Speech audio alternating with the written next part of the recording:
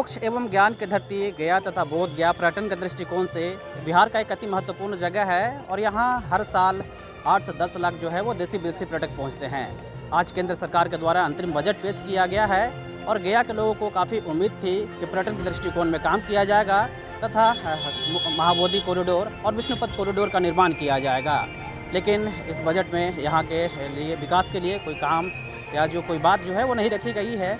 लेकिन यहाँ के जो व्यवसायी वर्ग के लोग हैं जो पर्यटन से जुड़े हुए हैं उनका मानना है कि जो सरकार जो है उन्हें उपेक्षित किया है।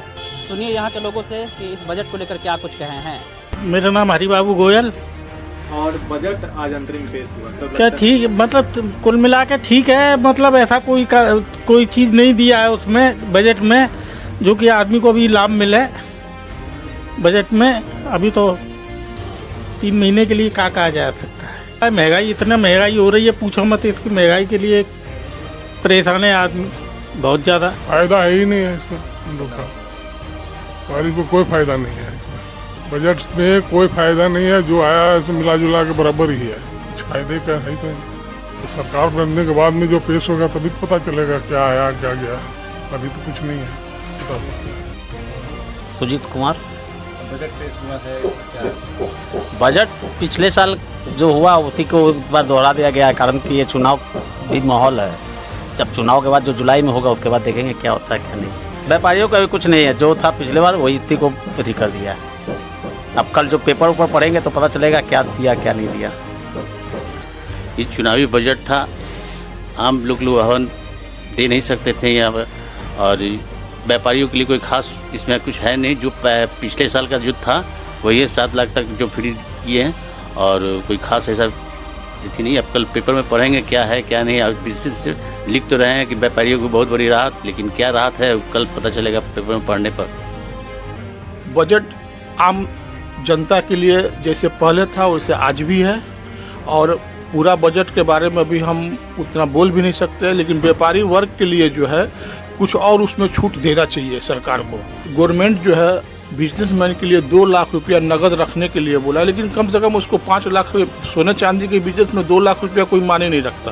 ग्राहक चेक नहीं लेता है, बोलता कि हमको कैश दीजिए। तो कम से कम 5 लाख रुपया तक का बिजनेसमैन को रखने का यत्न मिलना चाहिए। मैं राजेश कुमार।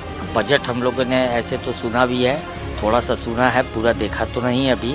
कुछ 300 यूनिट फ्री करने के लिए दिया है, अब किसको दिया है ये अभी हमें मालूम नहीं है। बाकी सब बजट जैसा पुराना था वैसा ही है।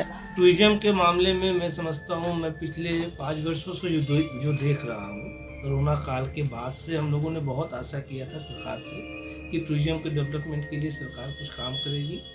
वैसे सरकार का ध्यान किसी एक आध सेक्टर पे होता है, जबकि बोध गया अंतर्राष्ट्रीय स्थल है। यहाँ पे बहुत सारे विदेशी पर्यटक आते हैं और समझिए कि यहाँ मतलब पैसा आता है, यहाँ विदेशी पैसा आता है। तो वैसे पर्यटक स्थल को सरकार को उचित मतलब ये यहाँ के लिए सोचना चाहिए था, लेकिन उन्होंने कभी नहीं सोचा। हम लोग तो यहाँ तक भी डिमांड किए कि जैसे आपने काशी का कॉरिडोर बनाया है, अभी आपने अयोध्या का बनाया है, जैसे उस दर्ज पे इसको भी डेवलप करना चाहिए था, क्योंकि एकमात्र बुद्धिस्टों का मक्का बोध गया है। और ऐसे शहर को आप जब जिसके लिए 56 कंट्री बौद्धिस्ट कंट्री जो है इनके अंतर्गत आते हैं और उनके लिए अगर आप नहीं सोच रहे हैं तो बड़ा दुर्भाग्य की बात है। तो मुझे लगता है कि सरकार के नॉलेज में आप लोग के माध्यम से ये बात जानी चाहिए। और अभी एक आशा हमारा बिहार सरकार के ऊपर भी है, बिहार सरकार भी इस पर विचार करे, बोध गया पर स्पेशली, क्योंकि बोध गया जो है वो आपको फॉरेन मनी देता है और 100% देता है। इंडियन तो मान लीजिए घूमने जाता है तो इंडिया का पैसा इंडिया में ही खर्च कर रहा है, लेकिन जब विदेश से पैसा आता है तो आपके यहाँ देश में आर्थिक विकास होता है। ये बहुत बड़ी बात है। नहीं, इस बजट को देख के बड़ा तकलीफ हुआ कि हम लोग विश्व के मानचित्र पर हैं और इसके बारे में आज तक जो भी गवर्नमेंट बैठी है सेंट्रल में, इस पर कोई डेवलपमेंट की बात नहीं कर रहा। बहुत जगह इन्होंने काशी बनाया, मथुरा बनाने की बात करते हैं, अयोध्या बना रहे हैं, जी महाकाल बना रहे हैं, लेकिन गया बोध गया जो नेशनल और इंटरनेशनल दोनों मानचित्र पर एक मुख्य टूरिज्म का जगह है और लोगों की आस्था का भी जगह है।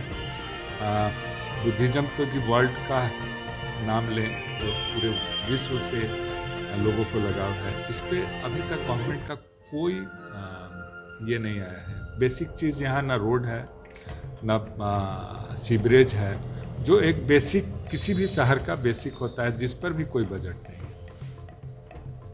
क्या लगता है किस तरह का बजट है? इस बजट से बहुत हम जैसे बोधगया वासियों को तो इतनी संतुष्टि नहीं है। जो तो ये चुनावी बजट नज़र आ रहा है, इसमें किसी तरह का जो टैक्स पेयर है उनको एक भी इसमें कोई छूट नहीं दी गई है, जबकि लाखों करोड़ सब टैक्स पेयर हमेशा देते हैं और वो टैक्स के पैसा लेकर के अपने वोट की राजनीति कर रहे हैं, जो कुछ लोगों को फ्री देना चाहते हैं। हमारा गया और बोधगया का क्षेत्र जो है वो पर्यटन के दृष्टिकोण से महत्वपूर्ण जगह है।